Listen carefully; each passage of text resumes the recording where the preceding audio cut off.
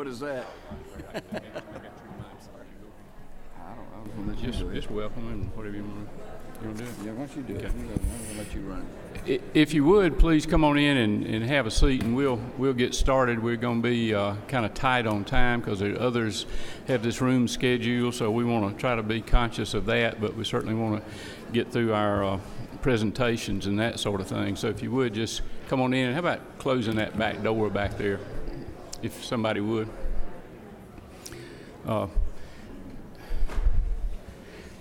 Good afternoon. We want to welcome you to this joint House-Senate committee hearing this afternoon on the amended 14 budget. We'll be working with our Senate colleagues. Senator Golden's chairing that side of the aisle. And any comments you want to make, Senator? Okay. Well, we'll go right ahead. First, we're going to hear from LaShawn Hughes with the Composite Medical Board. Let's see. Thank you, Mr. Chairman. I also have our board chairperson, Dr. Richard Weil, with us if you have questions. We're working from line item 17.17.1 for pain clinics. And we also provided a flyer about our pain clinics, where we are. We're here with the Composite Medical Board, and we're asking for $129,000 to implement pain clinics. We've actually already started licensing the pain clinics. It went into effect July 1. We've licensed 203 clinics already. We've received 203 applications, and we've licensed 158 clinics. We've had 4 clinics that have been denied. 15 are owned by non-physicians, and this was under the grandfather clause. And the board has had a revenue from July until the end of December of almost $100,000. We also had a breakdown on our flyer about how the funding would be used to conduct background checks, to add an additional person to implement the licensure, to buy a car for the new agent, and to have an application specialist. So if you have questions. Okay, do we have any questions? No questions. You must have done a good job. I know this is important because we've had a lot of conversation about this with these pain clinics that seemingly have moved into Georgia that were from some other states and things like this. So this will, I realize this is the amended budget, but this will get us started so that we can address it more fully in the big budget as we get there, right? Yes, sir. Okay. Anybody else comments or questions? Yes, ma'am. Ms. Hughley. Hit your button there for me so I can. Just want a copy of her flyer that she's referencing. Oh, okay. I'll Got that, boy. Thank you. Okay. Thank you very much. Thank you. Thank you. Next, we're going to hear from Sherry Tucker of the Physician Workforce Board.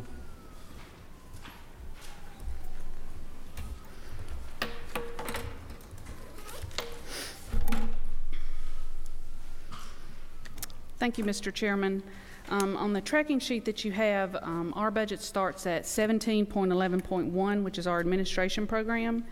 And this is transferring funds from our graduate medical education program under our operating expenses for our Georgia Physician Careers website, $6,366.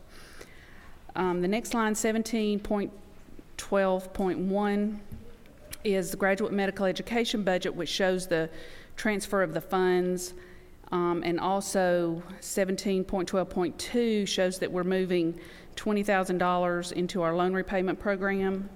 There are no funds changes in 17.13, 17.14. 17.15.1 shows the transfer of the funds from GME to add one additional loan repayment of $20,000. And 17.16, there's no change. So those are all of the recommendations for our budget. Okay, have any questions? Here, hit your button there, please, so I can turn you on here, please. Okay. Federal funding. Are we still getting federal funding from CMS through the Medicare? In there federal funding for graduate medical education still? There is federal funding for graduate medical education. It does not show through our budget, though. Right. Do we have any idea what that is? know It's those the state share rate. I would have to look that up, and I'll get that information to you. Okay, Representative Gardner. Thank you, Mr. Chairman. I am curious about, do you manage the loans to medical students who may go into rural communities? Yes, we do. Mm-hmm. Have there been any recommendations from that board about changing some of the provisions in the loan forgiveness program? In the loan, the board is looking right now at the scholarship program, and we have some provisions we'd like to change in that program, and they would in turn apply to the loan repayment program as far as defining rural and underserved areas in the state. Are you making any recommendations to the General Assembly, or is it? We are still working with the governor's office at this time. Okay, thank you. Go ahead. Sherry, I just want to say thank you, and let me, the Representative Gardner, we're working on a number of proposals with her and her office and others, and on loan forgiveness, physician shortage, bill I passed in '96, maybe expanding it, and so it's sort of a work in progress at the moment. And I want to just thank you for all your work and your efforts as we continue to do it. Thank and you. move forward. Sort of along that same line, let me mention that the Medicaid study committee that we held, that was a joint House and Senate, and had lay people on there as well.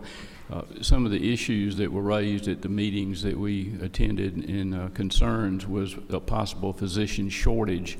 And Sherry met with us and talked to us and gave us some good information about what parts of the program were working and what part might need to be tweaked a little bit. And Sherry, on this, I know they just moved that $20,000 down, which would give you one more loan repayment program. But tell us how many applications you had and how many you're able to fund, please, ma'am.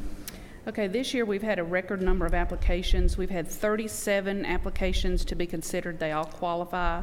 And these are physicians that are working in rural Georgia counties with populations of under 35,000 or less. And with this 20,000 that's recommended to be moved, that will give us enough funding to fund 17 awards at 20,000 each, which leaves which means 20 will not receive awards. And we have had physicians in the past that when they, they're working in these rural areas and it's tough on them, and this large debt they have, some of them do move if they don't get these awards, and we really don't want that to happen because we need the health services in the rural areas. I think that points out the need to look at this program. They're doing well with what they have. They just need some more help to do that. We had a question over here, 24, or did that just come on? Okay. Any other questions? Thank you. Thank you. Okay, now we're going to hear from the Department of Community Health. Is the commissioner here? I saw some of the staff folks a while ago. Yep, here we come.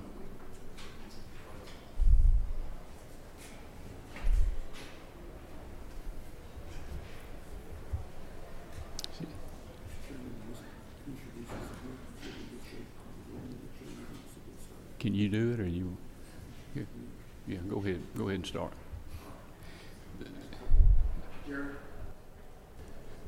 Here he comes. Good afternoon, Commissioner. Hey, Commissioner. Yeah. Commissioner Reese. Thank you, Mr. Chair. Good afternoon, everyone. Thank you for the opportunity to be here this afternoon to present to the Joint Subcommittee the Department of Community Health's fiscal year 2014 amended budget recommendations from the Governor. Yesterday, before the Joint Appropriations Committee, we presented both fiscal year 14 amended and fiscal year 15. Today, we'll just concentrate only on 14 amended, and we'll go over some of the same items we talked about yesterday. What I'll do is you'll see on the slides we have on the far right a reference to your tracking sheet notation. So I'm going to go with what you're seeing on the screen, but I will reference the tracking sheet. So we'll start out with number 1, which is number 17.89 on your tracking sheet. The Affordable Care Act required states to go to a 12-month eligibility review for low-income Medicaid. We were and currently do 6. So we have here a figure of $9.7 million to accommodate the fact that if we go to a 12-month eligibility review, which is required, where we would have done 6, if there were some people who would not be eligible at that 6-month determination, they're going to continue on the rolls for the subsequent 6 months. And so there may be some cost associated with the fact that we're paying during the 6-month period for some people who may not be eligible. So that's what that figure reflects.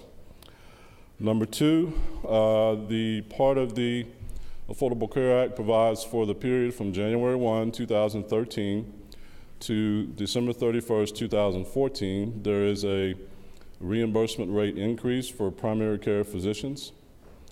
When you increase the rates for those physicians, the CMO insurance tax rates go up, the state insurance tax, and while the federal primary care physician rate increase is 100% federally funded, there is a state tax liability to the department associated with paying those increased rates, and that's the 2.1 figure you see there. That's at 17.88 of your tracking sheet. The next 2 items, number 3, for your tracking sheet are 17.87 and 17.93. This is what we refer to as the woodwork effect. Even though Georgia is a state that has decided not to participate in the Medicaid expansion, we feel that as a result of the federal exchange, the online capability for Medicaid application, and a lot of the attention and focus on health insurance now, that there will be people who are eligible for Medicaid under the current requirements who will, for whatever reason, have not applied, will do so now. Then there's also a provision that children from 100 to 138% of the federal poverty level who may be in peach care now, we are required to move them to Medicaid. This $14.3 million figure actually reflects that amount, but this may be even higher because there are going to be some adults who are eligible now who, for whatever reason, as I said, have not applied for Medicaid in the past. So this is this woodwork effect that you probably heard folks talk about, and that's what number 3 reflects. Number 4, which is 17.12 of your tracking sheet, reflects an additional amount that we will have to pay to our MMIS vendor, Medicaid Management Information System, Hewlett-Packard, because we pay on a per member per month basis. So if there are additional members to the Medicaid program, then we will have to pay HP more to reflect their administration of that for us. Number 5 is a savings amount of $342,000 reflected on 17.73 of your tracking sheet. We have developed a system upgrade with Hewlett-Packard to better analyze the billing we receive from physicians for physician injectable drugs. There's some unit doses now that may not be conform with actually what we're being billed. The system upgrade will allow us to better track that and analyze it and to make sure we're paying only for what we should be paying for. So we're reflecting a savings here of $342,000 to reflect that. Number 6 reflects 3 items or 3 numbers on your tracking report: 17.72, 17.85, and 17.92. This is a reduction of $20.1 million thereabouts to adjust for fund growth in Medicaid and Peach Care. We think the projections were growth in the plans was lower than what we anticipated. When we come back together to talk about 15, we'll be talking about just the opposite here, where we have a additional amount, but this allows us for 14 amended to back out $20.1 million. The next item, number 7, 17.62 in your tracking document, is an amount of about $14.5 million to provide matching funds for private deemed and non-deemed hospitals eligible for the DISH program. Number 8, 17.71, 17.81, and 17.91 in your tracking document is a $12.6 million figure to pay and to fund upper limit payments to private hospitals. This is possible as a result of Senate Bill 24, which was passed last year, which was an extension of the provider fee. And now for the first time, we're able to pay upper payment limit funds to private hospitals, and this number reflects that. Number 9, we have been working with the Department of Corrections. There are a number of individuals who are medically fragile, who have been in the correction system for a number of years, some 30, 40 years, who are deemed and who have been receiving nursing level of care in the Department of Corrections health system, who are eligible to be paroled and to be served in private nursing homes, which would be paid by Medicaid. So this $500,000 reflects the movement of those people from the correction system into private nursing homes. Number 10, 17.82 and 17.84 on your tracking sheet, and on our slide, number 10 is around $8.5 million transfer from the Department of Behavioral Health and Developmental Disabilities and the Department of Juvenile Justice to the Department of Community Health to reflect our administration of moving children in foster care, children who receive adoptive assistance, and selected children in the juvenile justice system from traditional fee-for-service Medicaid into managed care. With a vendor, one of our 3 CMOs, we selected a Mayor Group as a single statewide vendor to serve these children. Every time I talk about this, I'll say it's a very positive development. It will, we think, very strongly lead to greater continuity of care for these children. Their care in fee-for-service Medicaid has been disjointed and sporadic at best. And if we have sort of create a medical home coordinated care model for these children with a care management organization, we think they will receive better care. The prescriptions that they are taking will be better monitored. Their previous healthcare history will be better known as they move from placement to placement for whatever reason that might necessitate that. So this is a very positive development. So we're moving some funds from those 2 departments to community health to help us administer that transition in that program. We were targeting January 1 to do that. We decided to wait until March 3rd of 2014 to make sure that we did it correctly and that we have as few glitches as possible. And so we have a successful transition, and we are well on target to meet that March 3rd date. Number 11 is 17.86 and 17.11 on your tracking document. This is the same subject as number 10. We have to pay run-out claims for the foster kids who are under fee-for-service now for those claims that would cross over each other from going to managed care from what they pay now. So we have a figure of $3.6 million there for that. And that figure also includes staffing for 7 additional people to help us manage the transition and manage the program going forward. Move over to number 12, which is 17.2.1 and 17.3.1. If you recall, last year, the General Assembly moved the pharmacy and dental boards from the Secretary of State's office to the Department of Community Health. They were not moved over as attached agencies per se, like the composite board you just heard from this morning, and Georgia Board for Physician Workforce and the Drugs and Narcotics Agency. Those are actually formally administratively attached agencies. For now, at this point in time, the pharmacy and dental boards came over as divisions of the Department of Community Health. So we have here $1.4 million to provide operating funds for those 2 boards. As I said, the Composite Medical Board is an attached agency to the department. The final item here, number 13, 17.17.1 on your tracking document reflects a figure of a little over $129,000 to provide funding to the medical board to begin to license and implement regulations to monitor pain management clinics. So that's our Medicaid 14 amended update and the governor's budget recommendations. We'll move into some discussion of the state health benefit plan.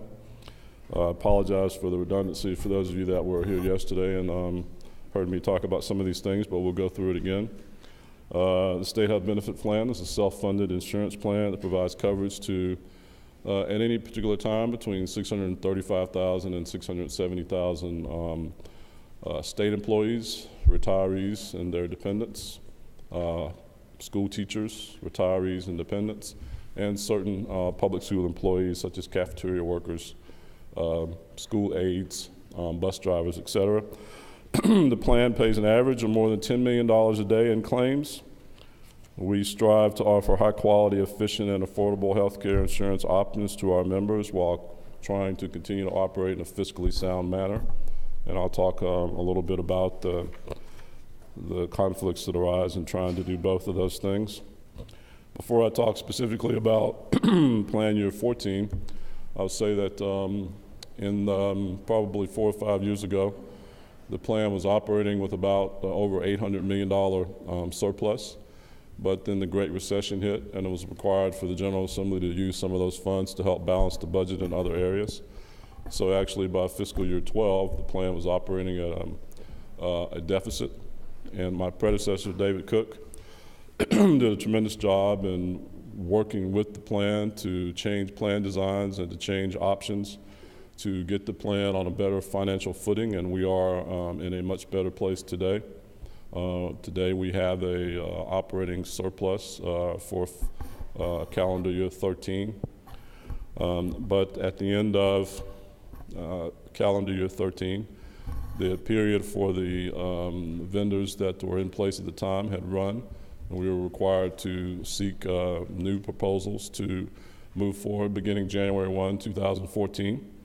Competitive bid process was started in late 2012, went through the year of 2013, and by last summer, a decision had been made to award the third-party administration and the medical management of the plan to Blue Cross Blue Shield of Georgia.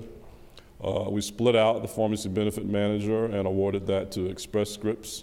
And then because of a lot of things the plan is doing to promote wellness and consumerism and the patient being more involved in the choices for their health care, created a separate contract for wellness with a company called Healthways. Some goals that were looked at and concepts that were important in going through that competitive proposal and to come into where we are today were to offer high quality, efficient, and affordable options to the members, to ensure compliance with the Affordable Care Act, to offer employee choices of Affordable Care Act compliant plan designs. There's certain actuarial targets that have to be met for the plans, and so we went with the gold, silver, and bronze options, which are compliant with the federal law.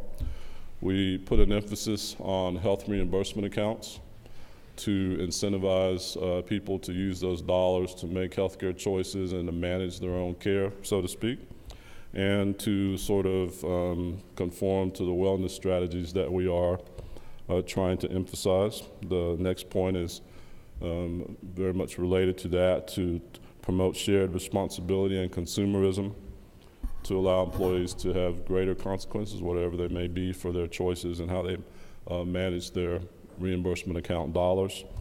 And also, very important, to seek to minimize increased pressure on premiums for both employers and employees. So before we go to the next slide, I'll talk a little about that.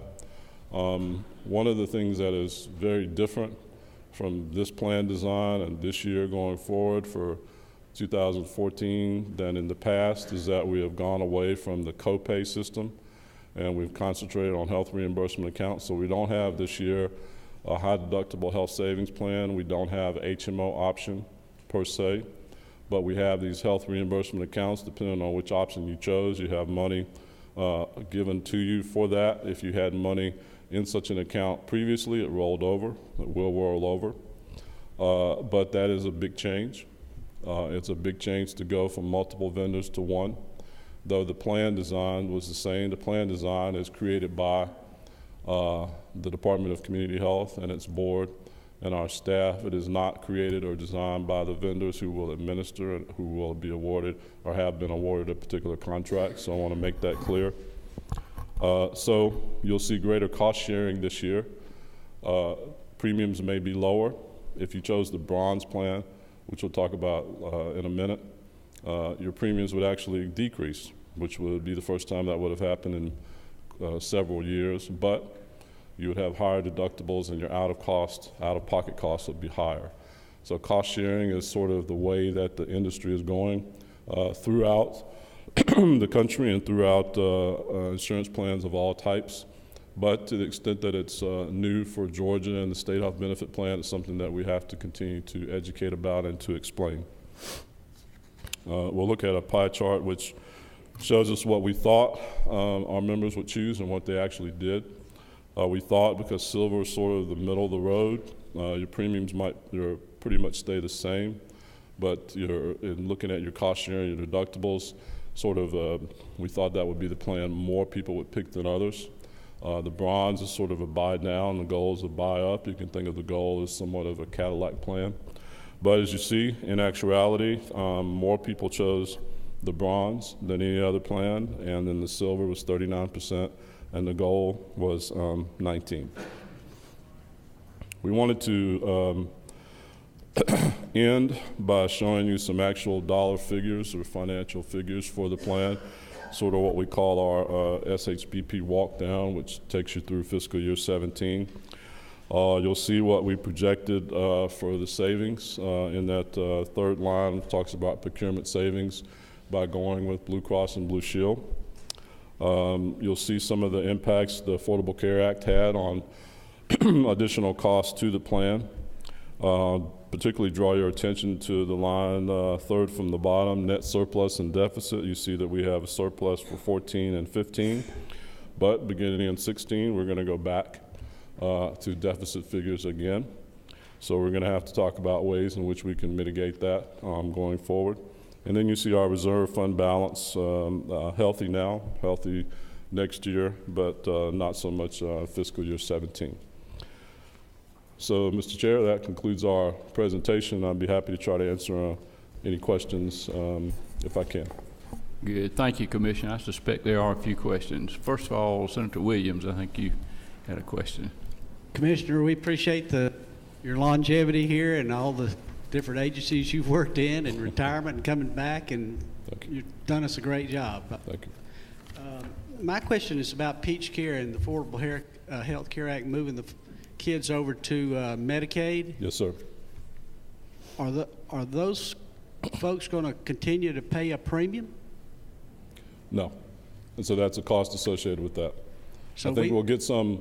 So we'll get some recognition in the FMAP percentage for those kids that may offset those premiums, but per se, they would not pay a premium any longer.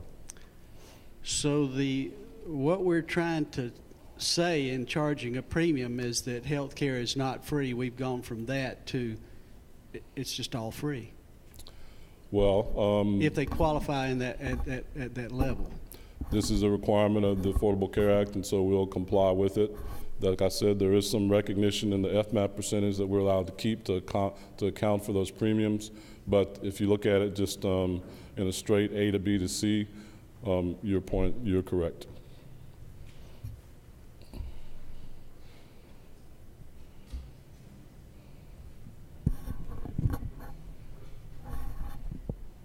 Mr. Chairman. To Mr. Commissioner, we certainly do appreciate your work. There are a couple of things that I want to make sure I understand the basis for the amounts that you're coming up with. And first of all is the going from the 6 month to 12 months. If I recall correctly, when we talked to vendors about this, they said going to a longer eligibility period would keep people from going on and off the rolls, and thereby there would be some cost savings associated with it. So what then is the basis of this number that you have? Well, I don't dispute at all the point that you're making, but I think when you look at it from a net point of view, to the extent, as I said, this is a calculation on our part to determine if we at 6 months determine someone was not eligible, and we now no longer make that determination until 12 months. There's that 6-month period, and we would have been paying for people who were not. That doesn't discount the point you make about people going on and off as their circumstances change, but it also doesn't change the fact that there will be a universe that is not eligible that we continue to pay for until we conduct the longer schedule review. So that's what this reflects. So how many people are we talking about that behind this number, behind this $9 million number? I actually don't know as I stand here, but we'll find out and get it for you. Okay. Then, Mr. Chair, if I could, on this other thing, you talk about the woodwork effect, and I'm assuming you're saying people are going to come out of the woodwork because they know that they can apply for insurance. So how many people are you talking about that reflects this number that you have in 17.87? I think for children, it's about 46,000 children. When we come back in 15, we'll be talking about 65,000. So that's a number we're fairly comfortable with. We're not as comfortable with the number about adults because, as you know, the federal exchange is not really working very well yet. And so they were supposed to transmit people who applied for insurance at the federal exchange who might be eligible for Georgia Medicaid, transfer that electronically to our system that we built to accommodate that, and then we would know what that number is. We haven't begun to get those electronic file transfers yet, so we don't have an actual figure for that. But this dollar figure is calculated to accommodate the children that we're talking about in Senator Williams' question. Thank you. Okay.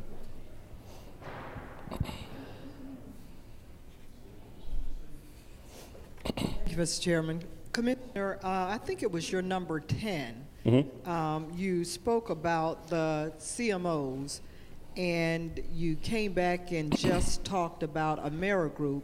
I think I missed something in your presentation. Can you go back to number 10 and help me understand why AmeriGroup was the only one of the CMOs? 'Cause it's my understanding now we have AmeriGroup, Peach State, and WellCare, right? That's right. That's correct. So there are 3, but I only heard you talk about AmeriGroup, and I think I missed something, and I want you to help me understand what I missed. All right, absolutely. So when we made the decision to move foster care kids, those who are receiving adoption assistance, and certain children in the juvenile justice system to managed care, because those children move from place to place for different reasons, and because the 3 CMOs are set up in regions, we thought it would be better to have one statewide vendor instead of multiple vendors. So for example, if you're a foster child and you're placed in Fulton County, and if for some reason you're moved for whatever to Bibb County, we didn't want a child for network or regional reasons to have to change plans.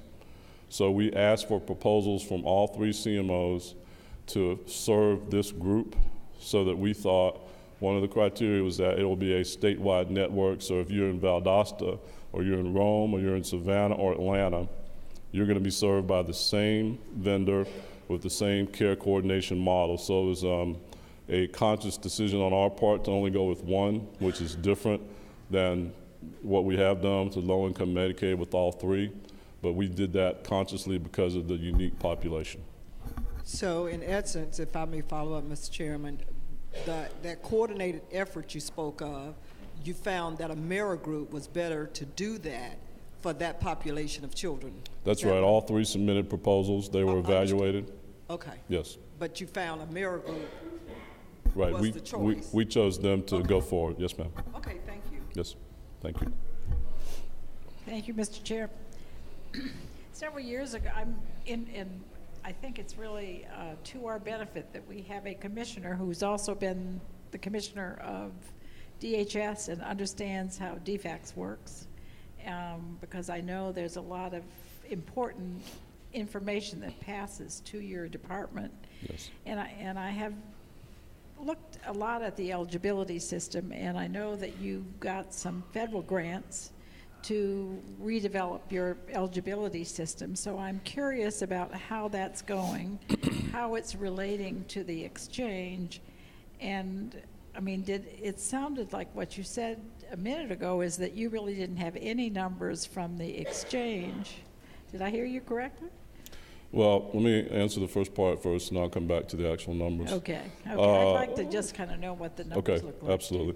As part of the Affordable Care Act, states were provided 90-10 funding, 90% federal and 10% state, to build new eligibility systems, state-of-the-art internet-based eligibility systems or web-based. Georgia has been what we call an integrated eligibility state, and what we mean by that is some states, not as many as in previous years, do Medicaid eligibility in the Medicaid agency. Then the human services benefits, TANF, food stamps, child care subsidy, et cetera, will be done separately. Georgia has done that in an integrated model by having eligibility for all of these programs, including Medicaid, determined in the 159 DFACS offices around the state. So when we're looking at how to move forward with the advantage of taking advantage of 90-10 funding for eligibility system, we made the threshold decision to continue to operate an integrated model so that you will still apply through this new system for Medicaid and all the human services benefits as well. And all the federal agencies came together and said, we'll allow you to work together to, for example, DHS, you can still partake, even though you're not Medicaid, of that 90-10 funding to build new systems. So we began to work a year and a half, a couple of years ago on that, moving forward. And so in conjunction with Human Services, also Public Health, also DECAL, to build this new system. The first part of it, which we were looking for goals for October 1, 2014 and January 1, 2014, because those were the goals set out by CMS for the federal exchanges to have a system in place ready to go.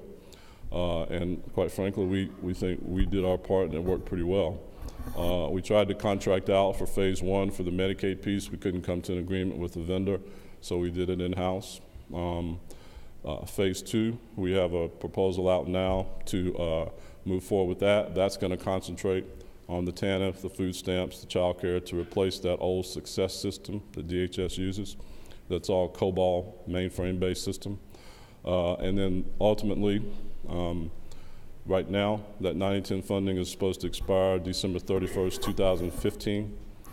People are asking if we can get an extension on that. I don't think it's been determined yet.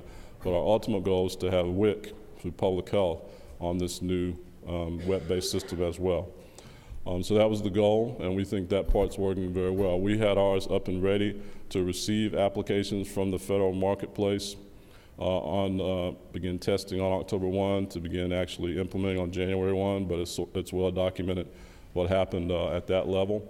So when I say we don't know actual numbers, if we knew someone applied on the federal exchange and it says, well, you're eligible for Georgia Medicaid, you're a Georgia resident, that would have been electronically transmitted. We would have had that information and been able to make that eligibility determination. That hasn't happened.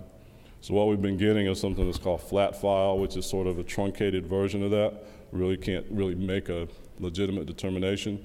So we have that, but we don't know, is it 100,000, 200,000, 50,000, until we begin to get that full electronic transmission. When do you anticipate? Do you have any idea what? I have no idea. I think I would be the last one to be able to answer for that. So what you're saying is your system is ready to accept the information? Yes. To what extent is the holdup at the DFACS office? I mean, It's we know. not. It's not. It's not related to DFACS at all. We hear constituent stories all the time. Well, that would be what you've heard for years and years and years, not really related to this current situation. The things you hear about backlogs and holdup in the DFACS officers are about the inability to answer the phone in a timely fashion, which we struggle with for years. It's about notices going out late and not being notified of when your appointment for renewal is, things like that. But to the extent that what's happening for the transmission of electronic files, I would certainly not put any responsibility for that on DFACS at all. So you feel like they're being responsive to those folks who come into their office trying to enroll in Medicaid? I know that they are dedicated and trying. Oh, I know. When I was there, dedicated. I used to ask, why can't we answer the phone? I won't say that I ever got a good answer for that, but I know they're continuing to try. I guess that sort of begs the question about your projections about the number of children who are going to enroll. I mean, how can you guess? You just... Well, we think we have a strong ability to determine who is between 100 and 138% of the federal poverty level. Okay. That's not related to the transmissions for the federal marketplace. So that assumes, though, that everybody who fits in that poverty level will be eligible for Medicaid, will actually enroll. It's a requirement that they will be moved from Peach Care to Medicaid. And how many of those children are there? Did you mention? We said 46,000, we think, Peach for Care to fiscal year 14 amended, and like 65,000 for 15. But this is from Peach Care to Medicaid. That's right. 46,000 moved from Peach Care to Medicaid? Yes. That's interesting. May I keep asking? Okay. We want to try to let everybody that has a question ask, and we'll try to come back and be mindful of our time. Representative Broderick, you had a question, I think. Thank you, Mr. Chairman. Yes, sir. Thank you, Commissioner. Yes, sir. Looking at the chart here, and it says Medicaid Advantage. Is that not Medicare Advantage? That should be Medicare. Yes, sir. Medicare Advantage. You're right. And the numbers increasing on an annual basis are a reflection of our ever-increasing number of retirees that remain under state government. Yes, sir. As you know, 65 and over, you can go Medicare Advantage, which is Part A, B, and D. That's sort of the attraction to some people. Or you can go straight Medicare and then get your Medigap or your supplemental policy. One of the mitigation strategies that we're going to have to look at, because it's such a high cost associated with Medicare Advantage for the plan, is whether we can incentivize people to, instead of choosing Medicare Advantage, to choose straight Medicare plus a supplement. That will save some cost, but that's something we'll have to talk about. But your initial question is correct. That should be Medicare. And I know coordinating Medicare is difficult. Yes, sir. Thank you. Commissioner, to follow up on Senator Williams' question, we're losing the copay on Peach Care as we move it over with the S-CHIP program over to Medicaid. Are we taking a double whammy here? Because as I recall, we had a better cost share with the state when we were on Peach Care, the S-CHIP, than Medicaid. It would, on its face, be a double whammy. I don't think it actually will be, because some of the FMAP percentage that we would be giving up for having those children on Medicaid, as I guess sort of a way of mitigating the financial impact of those states that just charge premiums. We'll be able to keep that, but those premiums, we will lose those. But I think it's not a dollar-for-dollar reduction because of the accommodation that they tried to make on the FMAP percentage.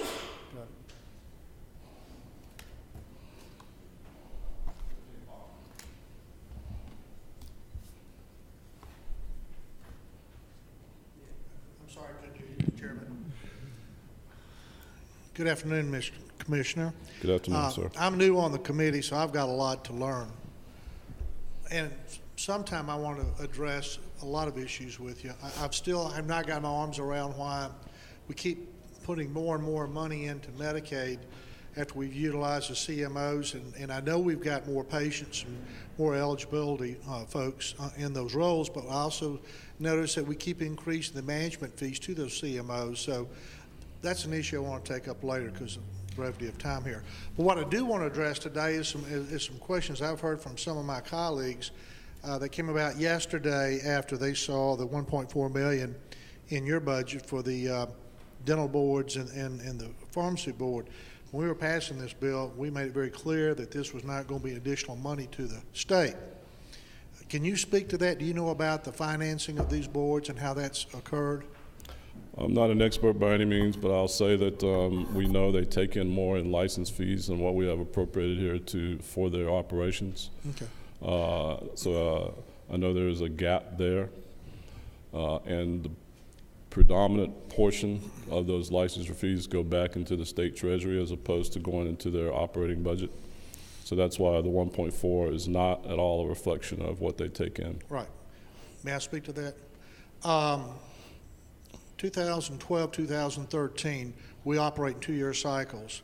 Those two boards brought in over $8 million to the state. Through the Secretary of State's budget, they got about $1.4 million out of that 8. That money stayed within the Secretary of State. We looked at his budget yesterday. So this 1.4 looks like new money, but in reality, the dentists have increased their fees, the pharmacists have increased their fees. Their new budget or their new income is over $10 million.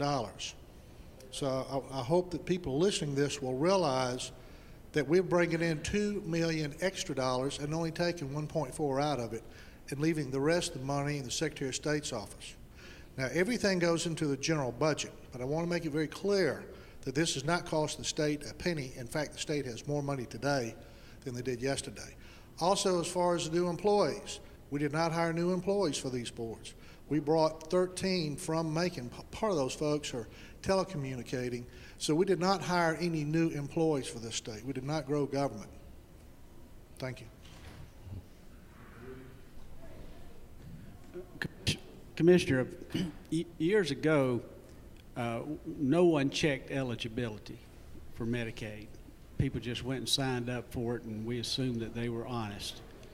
We put in some laws to verify income, those kind of things.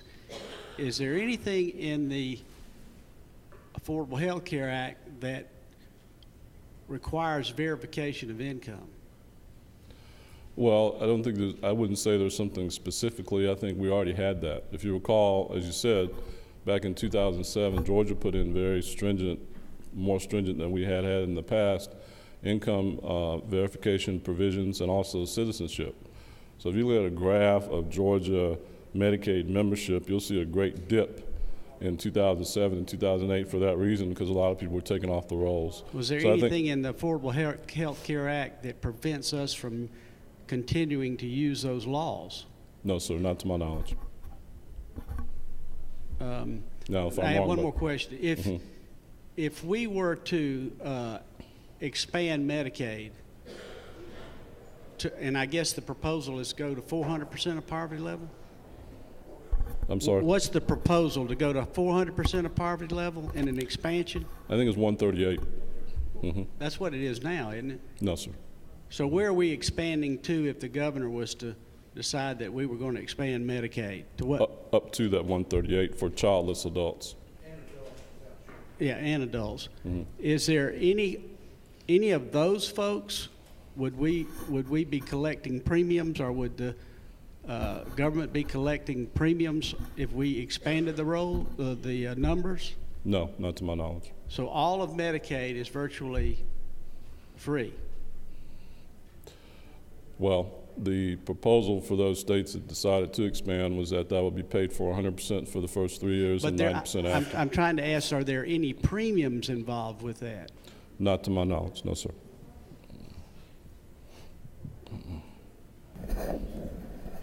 Thank you, Mr. Chairman. I know we keep beating this horse about Medicaid and eligibility, but I have some concerns and questions in that area also. I understand that it is an annual eligibility, and I want to make sure that we understand fully. If someone becomes eligible March 1, they've lost a job, they now fit the criteria, they will be on the program for 1 year, and they do not have to recheck. Is that correct? That's right. Okay. If somebody is currently on it now, and they have been for 6 months, will they be checked again, say June, when they came on it? Or does that checking starts just now, January 1? So everybody that was on it is eligible until January 1 of 15? I think it's based on their enrollment. On the, when they were originally enrolled? enrolled? Yes, it's not calendar year. It's not, and that's what I want to make sure. It wasn't a calendar year. Is that right, Jerry? It would be their original eligibility date. That's right. Also, there used to be a little thing called emergency Medicaid when someone showed up and didn't have coverage. Is that still out there, part of the Medicaid provisions? Let me ask our Medicaid director. Jerry, can you speak to that? I'm sorry, I can't hear. This is Jerry Dudley, who's our Medicaid director. Okay.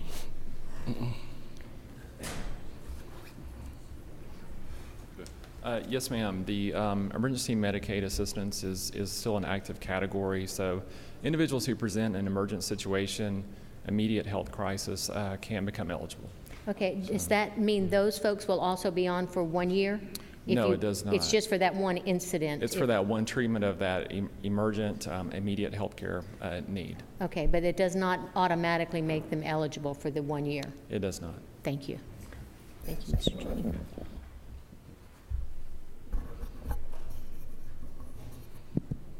Thank you, Mr. Chair. Commissioner, on the state health benefit plan, you say the compliance with the Affordable Care Act. Was there anything keeping us from offering a high deductible plan for this year, or the HMOs like they've had in the past? No, there was not according to that law. Okay. That was just a decision that was made for fiscal reasons and others to go to a different type plan design, but there's no requirement that we not have that or that we couldn't have it again. What is the likelihood of maybe adding that next time? Well, as I said yesterday, I'm certainly amenable to looking at what are the concerns, what are the questions, what are the issues that are a result of the plan design that was chosen for 2014. So we have options available to us, and those are discussions that we will probably have. They have not started yet. The Affordable Care Act compliance, how thick is that book? It's fairly heavy. Thank you. Thank you. Okay, Commissioner, we've run up against our time here. I want to thank you for your presentation and the cooperation of you and your staff, and thank you for being here today. And I'm sure that we'll be having some more questions, and you were in the process, I think, of making sure that we had some contact information. If we had some questions or concerns, we could contact you about that. Thank you very much. Thank you. Thank you very much. Thank you. All right. Appreciate it. Yeah. 15 will be less than before. Appreciate you. Absolutely.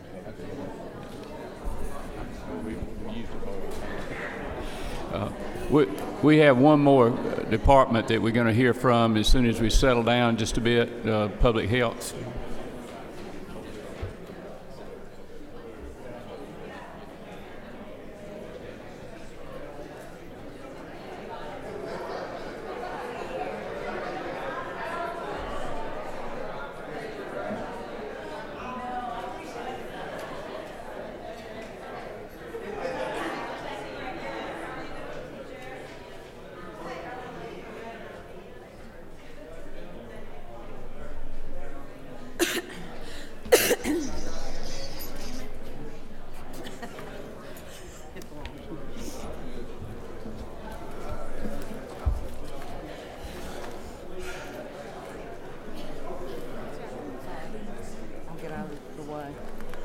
Somebody left their glasses up here.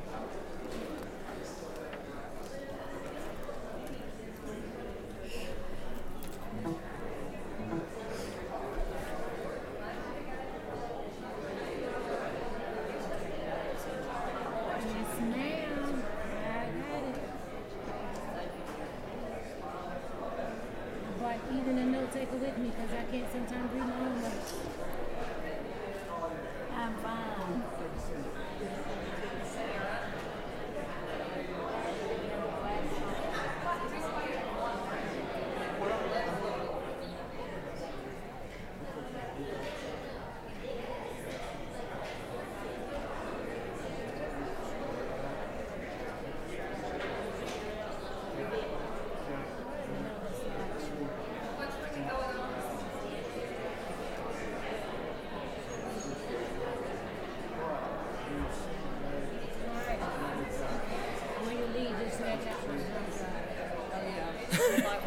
I'll get it. I'll get it. If we could, would you please come in and have a seat? We'll close that back door. We have one more department we want to hear from, please.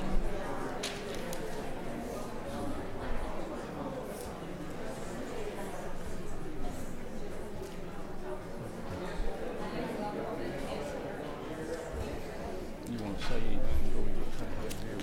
That's all we have to do.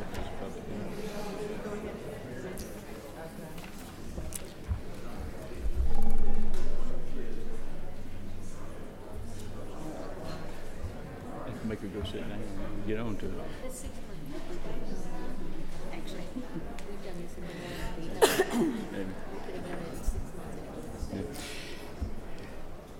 the The last item that we have on our agenda for this afternoon is Department of Public Health, and Dr. Brenda Fitzgerald is here. Welcome, Doctor. Thank you. It's a delight to be here. And the good news is, since I'm last, ours is fairly straightforward. And the first slide, I guess, we'll do it. This is where we fit in the governor's strategic goals. Healthy and safe, of course, are our main lanes, but we also are involved with growing and responsible and efficient government. And this year we are adding the educated business, and I'll be talking about that in a little bit. Our goals, our strategic initiatives, and how they relate to the governor's goals. One is to reduce childhood obesity, and let me just say off the bat, you know, when I talked to you the first time, I said that we were the second in the nation, and only Mississippi had children that had more problems with childhood obesity than we. We're up to number 17, yay Georgia. The FitnessGram results show that we have 2% more of our children that are meeting BMI standards, so yay Georgia. So we're moving in the right direction. Of course, we still have a long way to go. Reduction of infant mortality is a second initiative. Increased immunization, developing a qualified public health workforce, and that's important because public health in the long run is really the safety net for Georgia, and that's a very important component of our work. The next, an effective public health information system. That has been a problem, and that's one of the main parts of the budget today, and we really appreciate your favorable consideration of this one. Telemedicine and telehealth, we talked about that last time. We now have capability in every single county in the state, and we think that that's going to go a long way to helping some of our areas that don't have all the specialists they need, and also in helping some of the areas where, quite frankly, we don't have any docs. So we're looking forward to that. The one we're adding this year is a third grade reading initiative, and I'll talk about that in a minute. When we looked at our indicators, what we've done this year, as I said, we've moved up, I'm sorry, that was not 3, that was 2, from 2 to 17, that's a typo. Syphilis, we have maintained, and that's a concern to us, and we really need to talk about that in just a minute. Infant mortality, we have made some significant strides, and I'll talk about that in a minute. Tuberculosis, we've pretty much remained neutral. AIDS, we've remained neutral. Immunization is where we've made the most progress. We were number 17 in the nation, with 50 being the best, and we're now number 46, yay Georgia. And Dr. Pat O'Neill, that's sitting right there, has been leading that effort, and that has been a tremendous success. Perhaps some of you experienced the flu immunizations in the schools this year in your neighborhoods, and that has been a real success. And it has been a positive working relationship with the pediatricians. We coordinated with that, and one of the interesting things we found is we're serving different populations. Those children that we're serving it's not like we're taking them away from their pediatricians. They really don't have medical homes. So we think that the increase in coverage is because we're making sure, again, in that safety net capacity, that we meet all the populations. Tobacco, we have been about the same. Our basic overview is that about 30% of our monies are state monies, 65% of our monies are federal monies, with some things like attached agencies and tobacco making up the others. Our budget's pretty simple this year. One, there are really no cuts of significance, and for that we are very thankful. The one cut you see for the $3,171 is really a budget cleanup. This was from the state matching funds for some employees that we no longer have, and so that's just a cleanup. That's no significant to us whatsoever. The big one is administration, and that's the 1.25, and that is for a coordinated IT system. And the problem with our current system is that it is really inadequate. We have 18 health districts, 18 separate IT systems that don't talk to each other. In the midst of that, we have electronic medical records requirements coming up. We have international ICD-10 coming up. We really have to get control of our IT system. That is important for 2 or 3 reasons. The one is that public health is your information system. We have the epidemiologist. We have that capacity, and that capacity is strong in public health. Now, we may need to add, some more people to do various tasks, but we have the expertise there to really do good analytical work.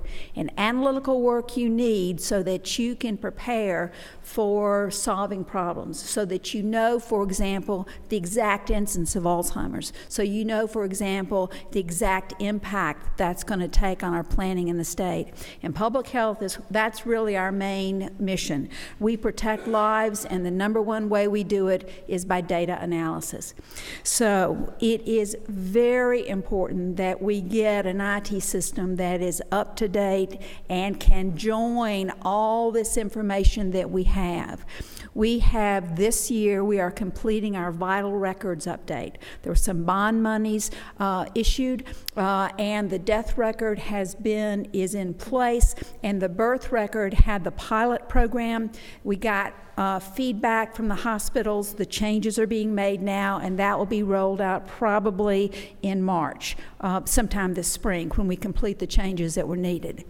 The changes have been really toward getting analytical work done. For example, in the death record, the death record before simply said cause of death, and we changed that so it is cause of death, but then comorbid conditions, things that are also there. So Alzheimer's, dementia, diabetes, hypertension go in that category. I sent out a letter to all the doctors. As soon as we get all this done, we will begin the process of going to all of the hospitals, telling them how important it is that we get this data. And obviously we need that so we can plan. In the birth data, the birth record, it has things, for example, like prematurity. It has data, for example, like has the baby had the hearing test already? Because public health is responsible, for example, for picking up children with hearing loss. And a baby with lost hearing needs to be diagnosed by 3 months, needs to be in therapy by 6 months, or they lose that brain development. They lose that ability to develop language, and they get far behind. Our study from Georgia State indicated that maybe only 60% of our hard of hearing babies were getting diagnosed on time. So we really worked on that birth record to improve it so that we get accurate information that we can use. The other important component is the whole business of third-party billing. With our federal partners, and you saw that a significant portion of our monies are federal monies, our federal partners are becoming more and more clear that they don't want to use any of the money that they give us for clinical services. And that's great if you live in the Northeast, and what public health does is simply help establish policy. If you live in the Southeast, where we live, where public health has a long history of providing clinical services, we really have to be we are the safety net, and we cannot let that slip. One of the ways we are working with various entities, but one of the problems we have, and again, this is because of the disjointed IT system, we really are not billing very well. For example, when we first became a department, and by the way, thank you again this year for that, because we are very happy with that.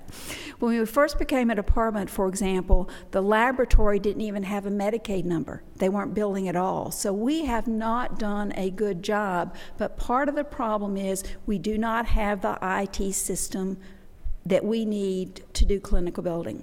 So I think we are going to need to do this, because we really strongly believe that the federal funds will be diminished, especially for clinical care, and we think that in the situation in our state, in Georgia, that's an important function for public health, and we need to maintain it.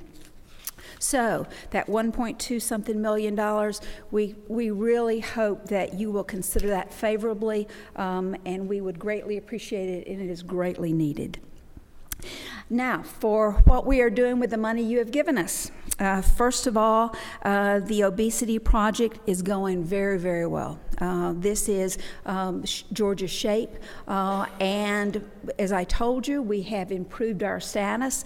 More importantly, we are beginning to get the Governor's Council has been meeting and is doing great cooperative things in a public-private partnership. And one of the main things that we are doing this year is a component called Power Up for 30. We know that in order to change the trajectory of childhood obesity, really only certain changes are needed. That's been studied. Claire Yang did that study. And for example, for a preschooler, it's only 35 calories a day. For a high schooler, it's only 170 calories a day. That's a change that if we do it every day, we can do it, and it will return us to the childhood obesity rates that we had in the 1970s, which is tremendous. An important part of this is the whole business of movement. The Power Up for 30 is, the plan is to have 30 minutes of increased physical activity every day, every school, every child in Georgia. And we have just completed, the Coca-Cola company is a partner of ours. They've just completed a video, and I understand that we're going to share this with you during the session, but it indicates in Soap Creek Elementary School in Cobb County, they've been doing basically this program for 6 years. They had the second most fit children in the entire state, including the high school, it's a grammar school, including high school, and also they have dramatically increased their test scores, especially math test scores. So the Power Up for 30 is something that we can do, and Public Health really hopes that you go back and share this information with your school system, because each of the school system needs to accept this, because obviously our schools are locally controlled. Immunization, as we told you, we have made significant improvement. Tobacco, we have 85 tobacco-free schools, so that is some progress. We are pleased about that. The other thing I want you to know, though, is the quit line. The quit line for $120, our quit line will provide 6 weeks of counseling 24/7 and also tobacco replacement products. So it is a very cost-efficient way of treating people who desire to quit smoking. And we are hoping to expand this, but this is a very efficient way, and we're very proud of the work that it's doing. Infant mortality, we've made huge strides there. We have, again, the public-private partnership, and what's important about that, the thing we talked about last year, is decreasing those early elective deliveries. That is well on target. We are very pleased about that, and our preterm rate fell significantly this year, and for the first time in the history of Georgia, the March of Dimes gave Georgia a passing grade on our prematurity rates for the first time this year, and that has a lot to do with that public-private collaborative. Because of all these efforts, infant mortality has fallen from 8.4 to 6.8. What those numbers mean is 1,000 babies a year in Georgia are alive that would not have been alive if this progress had not been made. So we're very pleased about that. Information systems, I think I've given the pitch on that. We've made some progress, but guys, quite frankly, now we need some money to make it real. And so we hope that you will look at this favorably. Workforce development, we have implemented plans for the 5 major areas when funding is available. And in the meantime, we have established relationships with the university systems. We have interns working with us because we want to encourage people to work in public health, because it's a good place to work in public health. It's a good place to be. The other initiative that I want to tell you about, I think, is pretty interesting. You know that the governor has an initiative of reading on level by third grade. And the importance of third grade reading is that if up to third grade, you learn to read. After third grade, you read to learn. So if you don't learn how to read, you can't read the textbooks and you can't learn. If you don't read on grade level by third grade, you have a 4 to 6 increased chance of not graduating from high school. Public health is involved in 3 different ways. The interesting thing about this is the earliest part has to do with brain development and language development. If you don't learn to read by third grade, studies show that there were earlier things that happened, and the earlier things that happened basically was a non-exposure to words, and therefore language isn't developed. If language isn't developed, the brain connections aren't developed, and you can't learn. The difference between a child who, by 3 years of age, a child that can read, or a child that is on task and a child is not, is 30 million words. That baby that's going to succeed by the age of 3 has heard 30 million more words. We in Georgia have a large WIC program. Our WIC is our program that has for pregnant women and children food supplements. Those mothers come to our WIC clinics every 3 months. The Marcus Autism Center has developed for us, and it's already been paid for, a group of 5 different videos to instruct those young mothers of the importance of speaking to your baby, of talking with your baby, and also how to do it. Because just parking a baby in front of the TV is not going to do it. It has to be that interaction, and because that interaction, again, builds language, which builds vocabulary, which builds the ability to read, which results in high school graduation. So we think this will be very interesting. We're going to be testing it to see what the results are, and we'll tell you the results of those tests, by the way, in 18 months, because you can tell a difference in 18 months. The other, completely along the way, is the 100 Baby Project. As I told you, Georgia was not identifying our children quickly enough. We have a public-private partnership with the Atlanta School for the Deaf, with the Georgia Speech School, and the idea is that when those babies are identified, we will get them into therapy by those 6 months. We will follow them. We will give them an education number and follow them with a plan so that every child in Georgia will be reading on grade level. The third thing is really in the same category, and that's some work we're doing with Harvard with the Developing Child and Jack Shoncroft, which you may have heard about, and that is that brain development doesn't occur if that child is exposed to multiple sources of trauma. A trauma may be physical, like prematurity. A trauma may be emotional, like child abuse.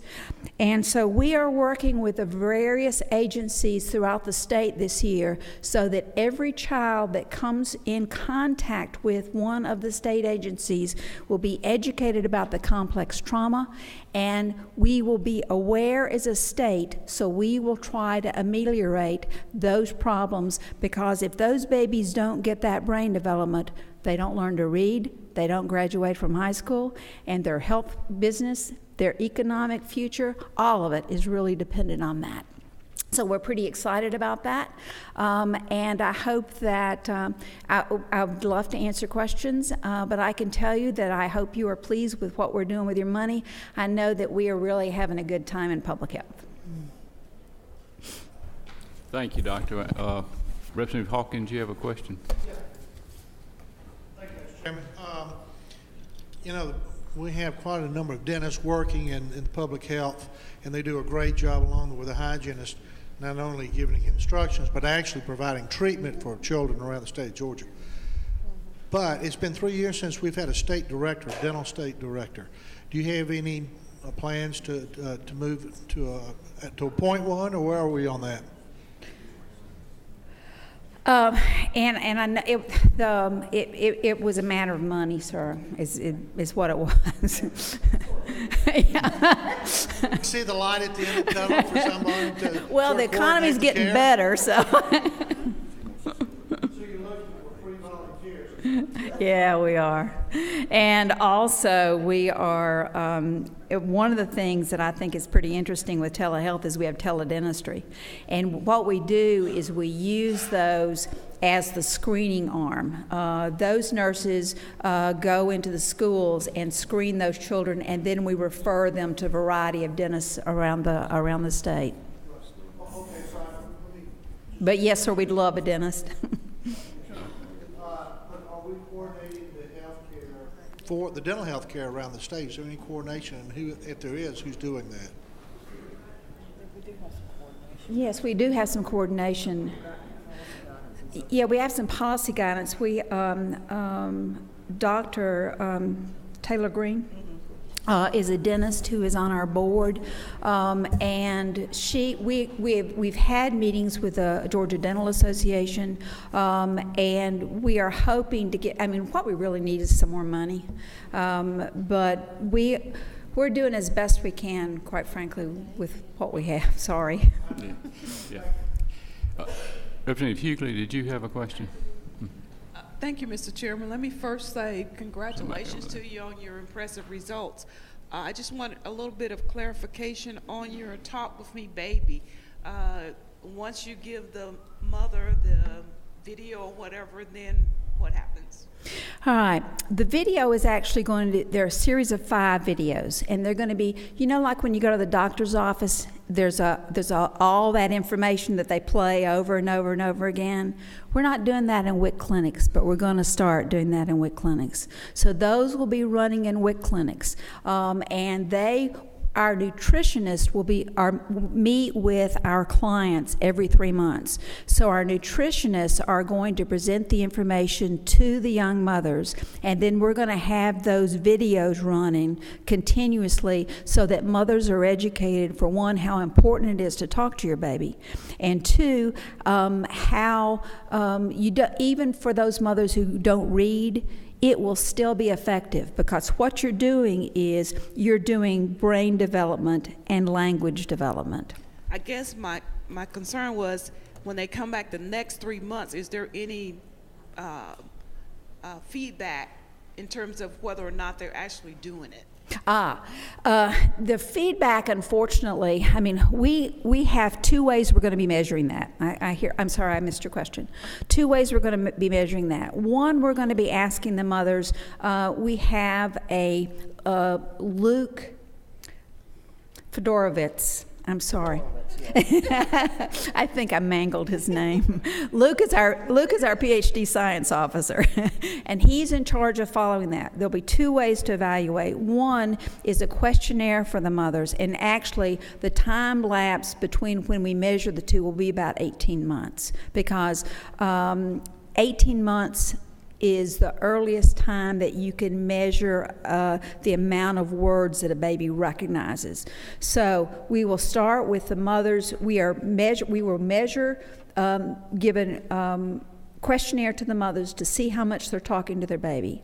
But the second part is we're working with the schools of education to do testing of our WIC children to see how many words they know. And it really is going to be, we will try to follow as many as we can, but it may be mostly a point of time study. So we will do the questionnaire, so we'll see if the mothers are saying it, but the important thing to me is how many words the babies are learning. And there are standardized tests that you can do at 18 months and at 3 years of age, and with the schools of education we'll be doing that to the WIC children, and we'll measure and see if it has an importance. Thank you. We're a little over our time. Was there one quick, short, fast question right back here? Go ahead. Thank you. Thank you very much. On the smoking cessation, is that what is the criteria for who it's available for? Anybody who smokes. Okay, would that also include people that have insurance? Yes. Good. So folks that are on state health insurance, even though Yes. they're not able it won't pay for their smoking cessation aids or anything like that. They could go. Yes. Thank you. Yes. And the good thing about it is the people who go there really want to quit. I mean, you know, it's not like you go to your doctor's office and your doctor tells you to quit. If you call the quit line, it's because you decide you're going to quit. So the efficacy of people who stay quit after about, the studies on the quit line is about 30%. I realize that's low, but if anybody's ever tried to quit smoking, it's hard to do, and that's a very respectable number, especially for $120.